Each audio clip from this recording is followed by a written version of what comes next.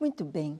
Quando nós vamos vivendo em intimidade com Deus, conhecendo cada vez mais o Senhor, nós descobrimos algo muito interessante. Descobrimos que Deus nos fez de uma maneira muito específica como instrumentos seus na nossa geração. Em cada geração, Deus tem um propósito. Em cada geração, o Senhor levanta os seus filhos para cumprirem, para fazerem determinada tarefa de uma maneira muito especial. Deus nos levantou neste tempo, no tempo do fim, para que nós possamos estar preparados e preparando a igreja para a vinda de Jesus. Preparando a igreja como intercessores. A Bíblia nos traz exemplos de homens e mulheres que foram intercessores. Homens e mulheres que, diante de Deus, se colocaram na brecha por seu povo ou por algo especial, por alguma nação. Deus sempre levantou o seu povo. Vamos ver no livro de Esther, na sua história, como Deus levantou Esther, como Deus a plantou naquela geração com uma missão muito especial. Hoje, nós estamos enfrentando situações tão tremendas, desafios tão tremendos no nosso país, vendo como as trevas têm buscado solapar, destruir a família, acabar com os princípios da palavra de Deus. Mas o que nós podemos fazer? Vamos ver na época de Esther o que aconteceu. Livro de Esther, capítulo 4, nós vamos ler do verso 1 ao 16. Diz assim: Quando soube Mordecai tudo quanto se havia passado, rasgou as suas vestes e se cobriu de pano de saco e de cinza, e saindo pela cidade, clamou com grande e amargo clamor, e chegou até a porta do rei, porque ninguém vestido de pano de saco podia entrar pelas portas do rei. O que aconteceu? Por que Mordecai, primo de Hadassa ou Esther, porque ele estava tão triste, rasgou as suas vestes, se vestiu de pano de saco, assentou-se sobre cinzas? Por que ele estava assim tão triste? Sabemos que houve um decreto real. Um decreto da parte do rei, orientado por Amã, um homem muito mau, que queria a morte do povo de Israel. Queria acabar com toda a nação. Nós vemos que o que está acontecendo com Israel hoje, como ali o Irã, o Iraque, as nações ao redor de Israel, inimigos de Israel, como gostariam de varrê-lo do mapa, como gostariam que Israel não existisse. Por que Israel me incomoda tanto? Na verdade, não é tanto Israel, é o Deus de Israel. Israel simboliza o cuidado de Deus, a veracidade das Escrituras, a realidade da existência de um Deus nos céus, um Deus que se importa, um Deus que vê, um Deus que cuida, um Deus que tem um povo, uma nação, Israel. E aqueles que o buscam vêm fazendo parte deste reino maravilhoso. Então, Mordecai ficou sabendo que o seu povo seria morto, seria dizimado, num dia específico, no dia 13 do mês de Adar, como haviam sido lançadas sortes por Amã.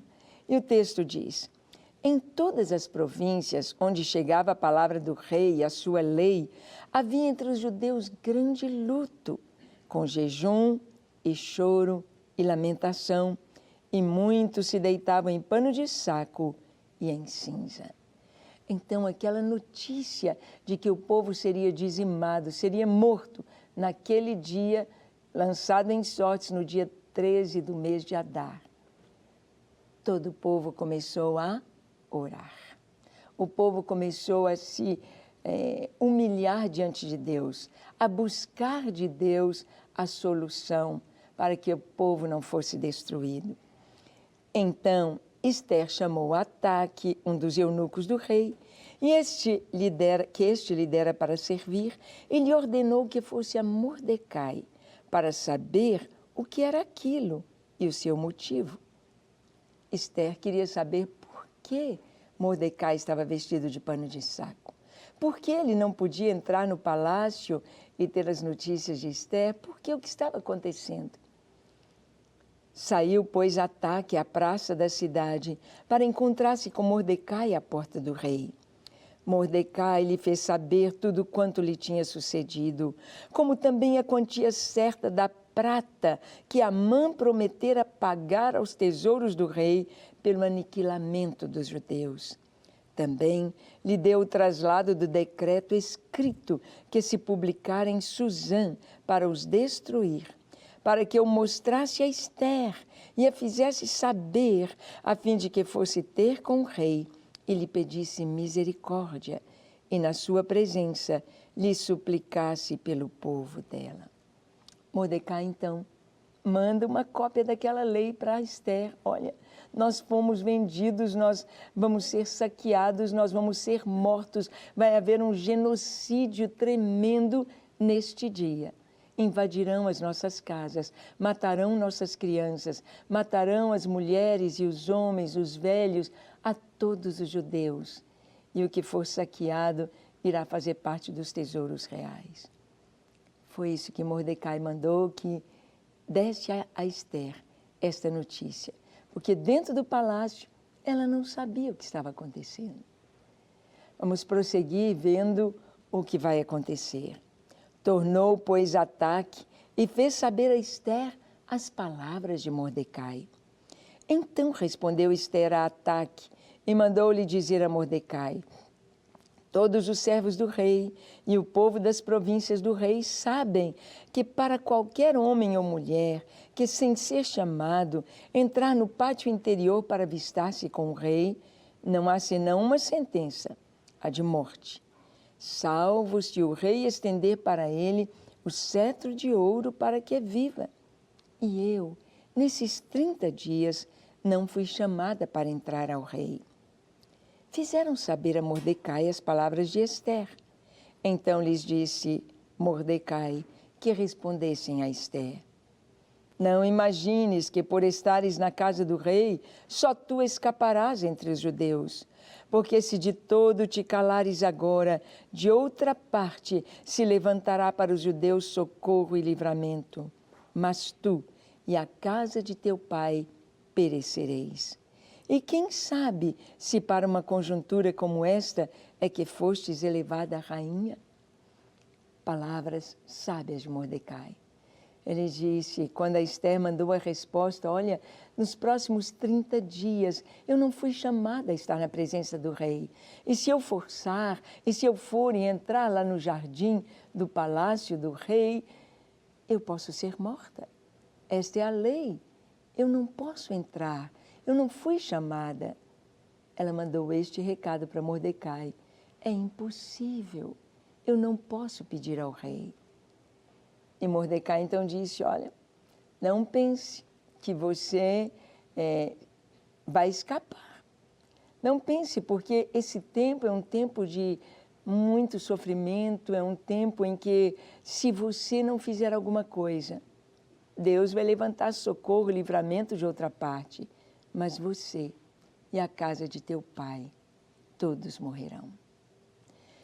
Nós sabemos que o que está acontecendo com o outro, mesmo que seja um povo do outro lado do oceano, nos afeta. O que está acontecendo hoje na Venezuela afeta o Brasil. Os venezuelanos que têm saído em extrema pobreza, em extrema necessidade, ali pela fronteira da Venezuela com o Brasil, afetam a segurança, a economia do povo brasileiro. Sim, daquelas cidades ali próximas à fronteira. O que está acontecendo com outras nações nos afeta. E não devemos apenas interceder uns pelos outros, interceder pelas nações por aquilo que podemos perder, mas por aquilo que podemos fazer pelos outros. Uma intercessora, aqui no caso de Esther, ela estava arriscando a própria vida. Ela podia morrer, mas como Mardoqueu disse para ela, o Mordecai disse, olha, não pense que você vai escapar. Você faz parte deste povo. Se descobrem que você é judia, você vai morrer. Você faz parte dessa nação. Deus pode suscitar socorro e livramento de outra parte. Mas quem sabe, Esther, para tal conjuntura, Deus te colocou como rainha. Vamos ver o que Esther respondeu. Então disse Esther que respondessem a Mordecai: vai, ajunta todos os judeus que se acharem em Suzã, e jejuai por mim, e não comais, nem bebais por 3 dias, nem de noite nem de dia. Eu e as minhas servas também jejuaremos. Depois irei ter com o rei, ainda que a contralei, se perecer, pereci. Esther, então, ela conclama um jejum. Ela conclama jejum e oração. Olha, eu vou junto ao rei, eu vou interceder, mas eu preciso de cobertura, eu preciso de oração. Nós estamos vendo nos nossos dias como que a Coreia do Norte abriu as portas para conversar com a Coreia do Sul depois de tantos anos. Depois de uma rixa, depois de briga, os norte-coreanos com os sul-coreanos, famílias que estão separadas por causa da divisão da nação. Os crentes, os cristãos, tanto da Coreia do Norte quanto da Coreia do Sul, sempre estiveram orando. Deus, rompe com estas barreiras, traz liberdade para o cristianismo, rompe. E tivemos um encontro dos líderes da Coreia do Norte com a Coreia do Sul, e vendo a abertura de Deus para que as famílias se reencontrem, para que Cristo possa ser pregado, o cristianismo tenha mais liberdade na Coreia do Norte. Isto é resposta de oração, isto é uma conquista não diplomática, mas é uma conquista no mundo espiritual. Nós, brasileiros, precisamos muito orar neste ano 2018. É ano decisivo. A família brasileira, as nossas crianças, os nossos jovens, a própria igreja, a nossa liberdade está em jogo. Nós estamos vendo o exemplo da Venezuela, mas vemos tantos brasileiros cegos a essa realidade, assim como estavam cegos os venezuelanos. É tempo de orar, de interceder. É o que Mordecai disse, ou Mardoqueu disse a Esther: se você se calar, Deus pode suscitar livramento, mas você e sua família morrerão. É tempo de orar pelo Brasil, então vamos orar. Feche seus olhos, curve a sua fronte, se for possível, se ajoelhe. Ore comigo dizendo assim: Senhor, eis-me aqui em tua presença. Eu confesso que eu sou um pecador, que eu tenho vivido longe dos teus caminhos, confesso que eu tenho feito tantas coisas erradas, mas eu te peço perdão, Senhor.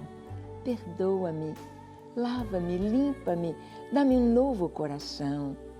E com este novo coração, e com esta vida nova, e com este novo nome, e com os meus pecados perdoados, eu intercedo pelo nosso país. Eu intercedo pelo Brasil. Traz para o Brasil, ó Deus, a tua presença, um grande avivamento. Desperta a tua igreja para orar, para saber que a chave, a resposta para o Brasil está nas mãos da igreja. Oramos para que o Senhor nos dê liberdade para viver o Evangelho, para pregar o Evangelho, para levar o Evangelho até os confins da terra. Nos dê ordem, progresso, prosperidade, economia forte para sermos missionários, para cumprirmos o teu propósito enquanto existirmos. Dá-nos um governo justo com homens íntegros, homens e mulheres íntegros, verdadeiramente cristãos. Que o nosso país seja verdadeiramente cristão e possa seguir honrando ao Senhor e experimentando bênçãos e vitórias. No nome de Jesus oramos. Amém, amém e amém. Graças a Deus. É isso aí. Precisamos orar, crer, confiar, entregar o nosso país nas mãos do Senhor. Que Deus te abençoe ricamente, que você tenha um entendimento deste tempo que vivemos e possa ser um intercessor. Até o nosso próximo programa, quando aqui estaremos compartilhando a palavra de Deus aqui na Rede Super. Até lá! Não quer ficar um segundo por fora da nossa programação? Agora você pode nos acompanhar através das plataformas digitais. Queridos amigos e amigas, preciosos irmãos e irmãs, não perca tempo. Acesse, curta e siga-nos. Fique por dentro de tudo o que acontece aqui. Rede Super, inspirando você.